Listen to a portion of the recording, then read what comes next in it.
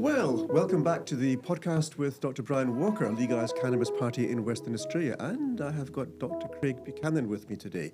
Craig, good morning. Good morning, Brian. Lovely to be here. Indeed. But I see you quite often, don't I? We probably see more of each other than we should.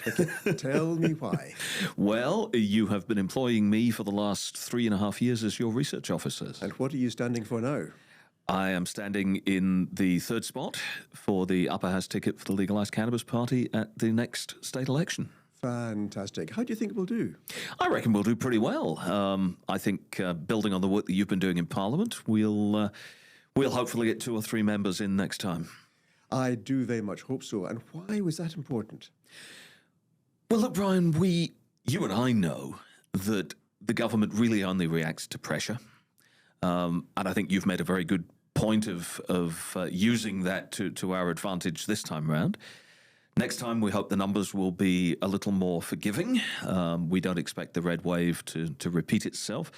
And so we can realistically look forward to having more influence as a party, and more influence means we can actually hit some of those home runs that we've been looking to achieve. Now, home runs. We're working actually in the field of cannabis, are we not? We are.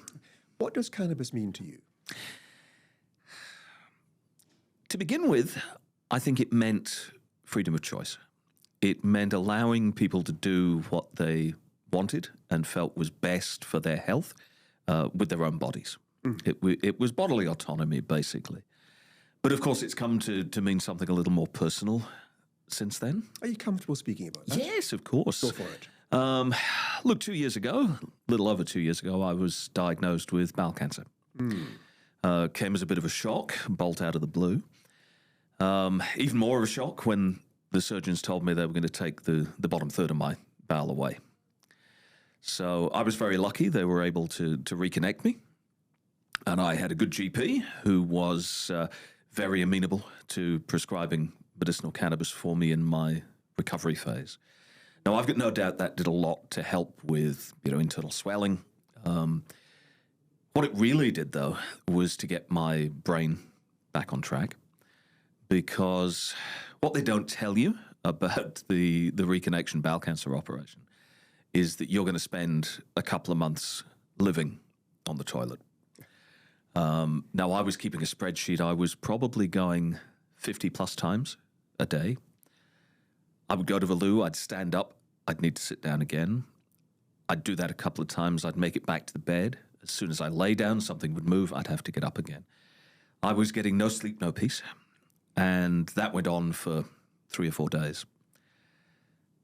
I walked into the kitchen at one of my better moments and said to my wife, I basically just broke down in tears and said, I don't know how I can live this way.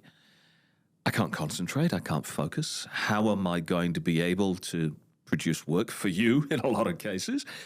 Bless you, you were good enough to tell me to work from home until I got it sorted. But a lot of what got me through that period, which was a very dark period for me mentally, was a higher dose than usual of medicinal cannabis to take the edge off my anxiety, to let me sit back and let my body heal.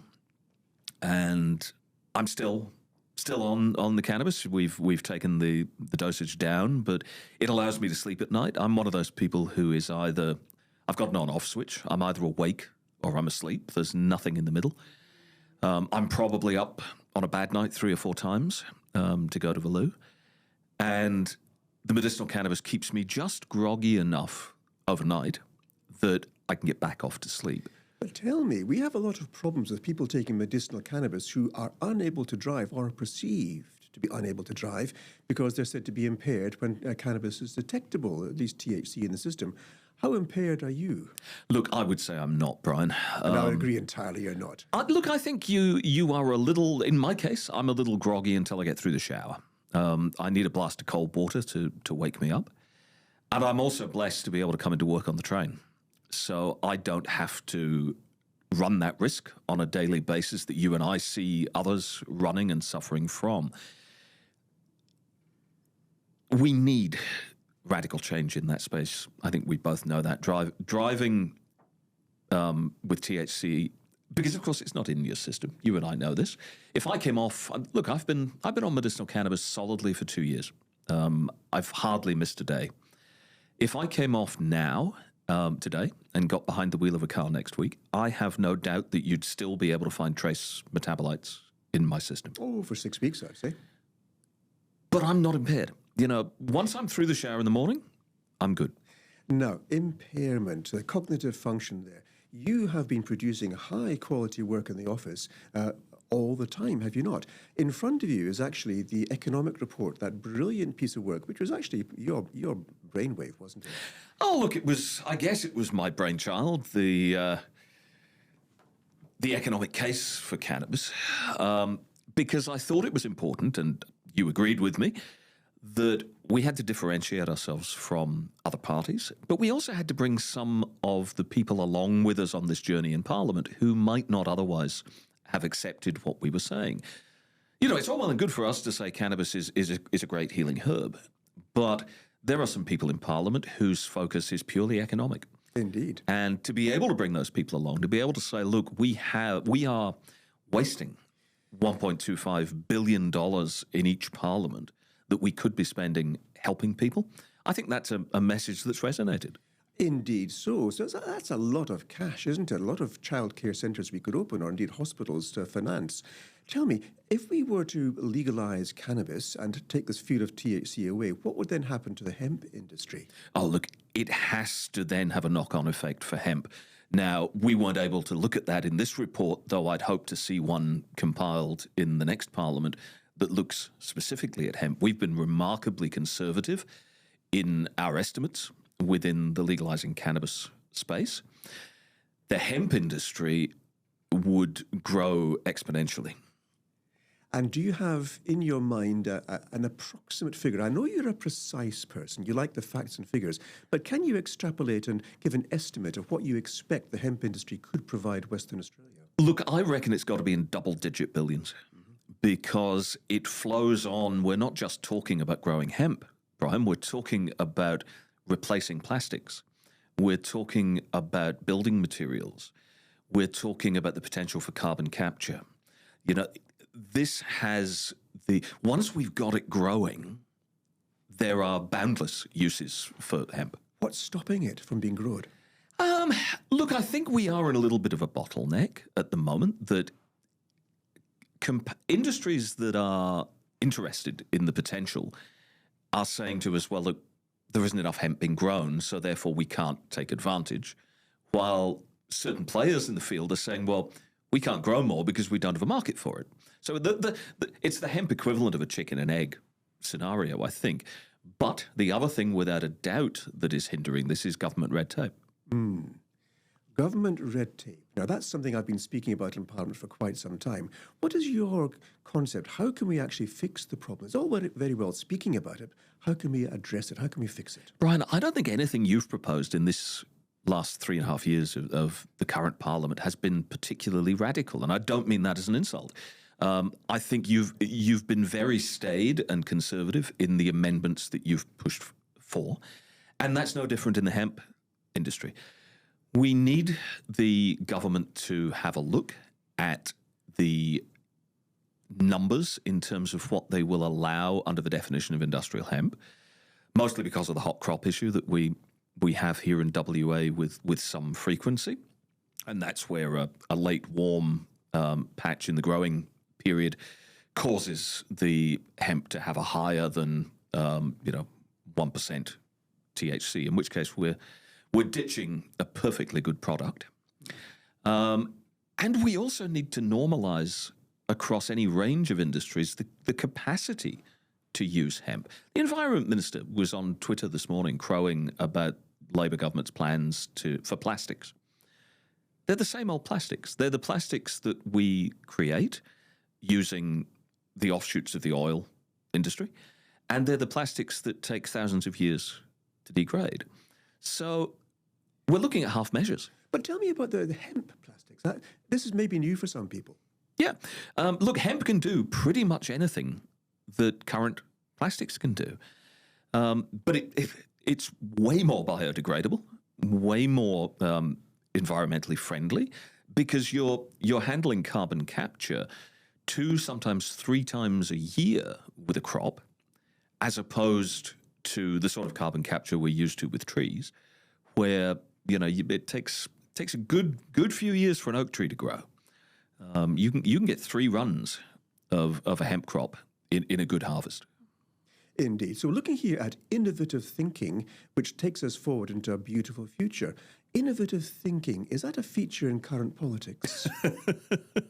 Thinking outside the square seems to be almost impossible for the majority of politicians. And look, I don't mean that as an insult to the individuals concerned. I think there are good people on both sides of the traditional political divide. But the problem with both sides of that traditional political divide is they've been bought. But tell me, when you get elected into Parliament, how are you going to act to make a change? We need to work constructively. I don't think you or I in our wildest dreams think we're going to return a majority of legalised cannabis members in the Assembly. So we need to be honest about that up front. We need to work with the parties that are there, and we need to encourage an acceptance of change. We need to encourage them to embrace scientific developments. And we need to explain, sometimes in very simple language, just how beneficial hemp and legalized cannabis would be for our community. Now, you see, I couldn't agree more. We have to move forward, and we've got, I think, a steam behind us to actually push us forward into a new future. But there's a lot of people out there who will be thinking, legalized cannabis a single-issue party. Now, could you explain why that is completely wrong? Cannabis legalization could effectively impact almost any area of our society. Can you explain that more? I can. I can give you 1.25 billion reasons, as I suggested earlier, from that report. Because we're not suggesting as a party that that money would be somehow spent on drug reform, or some of it certainly could be. Some of it will need to be diverted into care and into mental health, so that we are mitigating any negative effects that may come. There are people with some genuine concerns around psychosis, for example. So we need to use a portion of that to develop our mental health industry here in WA, but we need to do that anyway. I mean, you and I both know. What's the wait for a child psychologist these days, Brian? 18 months at least. 18 months for a kid who is going through serious psychological issues at one of the most important points in their development. And can you give me an estimate of how much we have in the way of child psychiatrists, pediatric psychiatrists?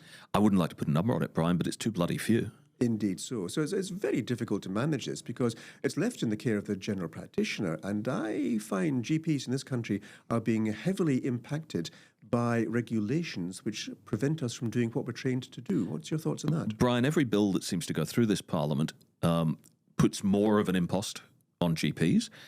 I mean, you saw that in the Firearms Amendment Bill. You saw it again in the Birth, Deaths and Marriages Bill just the other week. You put forward amendments as a sensible medical practitioner, asking the Labor government to alleviate some of that pressure, and they didn't care. They bulldozed through without taking on those sensible amendments. Now, look, if you had wanted to overturn those bills, I could understand that, but you weren't in opposition to them. You were simply trying to improve them. And that's the frustrating thing about the current two-party system, and frankly, the fact that Labor have such a large majority in both houses, is they don't have to consult. They don't have to work with others. They don't have to take on ideas that aren't theirs. So what we're needing actually is a radical change in the mindset within Parliament, and that would probably require a different constitution within Parliament itself. Yes, but what we need first is a strong crossbench. A strong and representative crossbench that is going to hold those parties to account. We need effectively a resurrection of the old Democrats' idea of keeping the bastards honest. Keeping the bastards honest, that's a tall order. I was on a podcast the other day there when the questions came by, multiple choice question about the criminality or the bad behavior of politicians, myself included, by the way. And it was really quite funny because the things that are being done by politicians, and we'll pretend they haven't happened. What's your experience? You've had a lot of experience within politics, haven't you? I've had a fair bit. I mean, I've been working here in the parliamentary precinct for heavens about 7.5 years now, face to face, and I've been involved on the outskirts of politics before that. I'm a sitting councillor, two-term sitting councillor down in the city of Rockingham, which is less political here. I mean, if any of our viewers are in the eastern states, they'll be very used to council candidates being adherents of a political party. You know, you always talk about the Liberal councillors over Labor councillors. We don't really have that in WA. And I think that's a good thing because we all tend to stand as independents. We had a council meeting just on Tuesday night past, and on one vote I found myself voting alongside a fellow Greens member. On another, I found myself voting with a Liberal on one side of me and a Labor member on the other. So some of that practical working together that we see in local government here in WA, I think would be very good to transpose into the Parliament. So that's one of the things that you could possibly, with your experience, bring to Parliament is this cooperation across all parties. Look, I would hope so. We never achieve anything if we work, well, unless you have a Labor Party and have a stonking majority. None of us will achieve anything unless we work together. And that's the same in community. You know, we want to be working together for the good of our people, for the good of our constituents, for the good of our kids. And we don't do that just by bulldozing through what I think is right or what you think is right. We do it through cooperation. That's a fantastic thought, that we could actually work together to actually make significant change for the people of Western Australia because, of course, we swear an oath to serve the people of Western Australia. Now, if you're a voter standing there ready to tick the box or put the numbers down at the election, you're going to come across the Legalise Cannabis WA party members, especially for the upper house. What would make a sensible member of the voting public decide to put number one beside Legalise Cannabis? We have our base voters, of course we do, as any political party does. But what I've found talking to people on polling booths in previous elections, we had the by-election not long ago down in Rockingham, for example, where the party ended up with, I think, 6.5%, a little over 6.5% of the vote.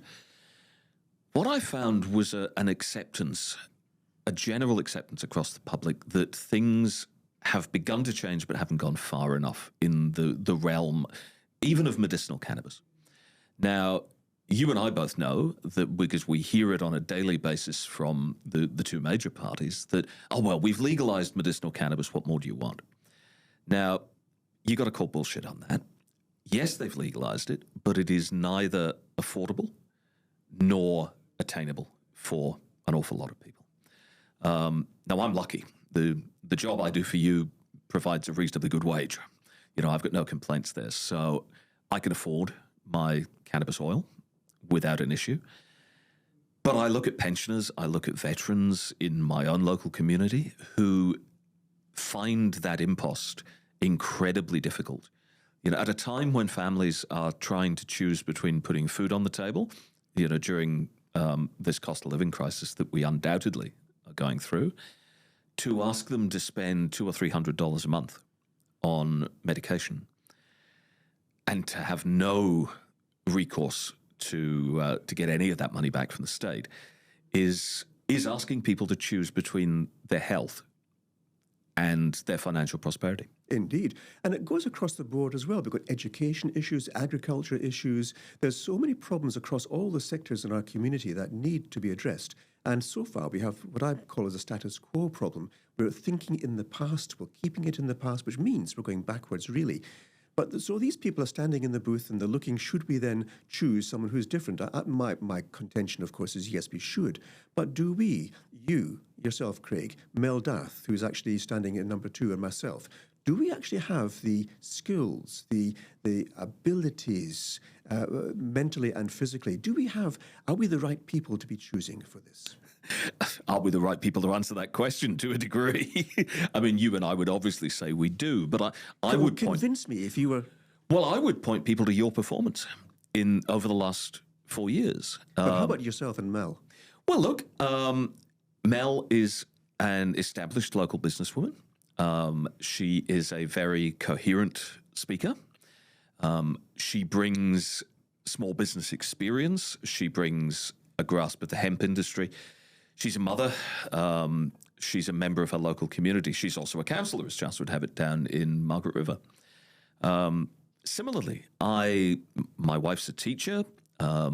Kids have flown the nest, but I have the same financial concerns as most people in the community.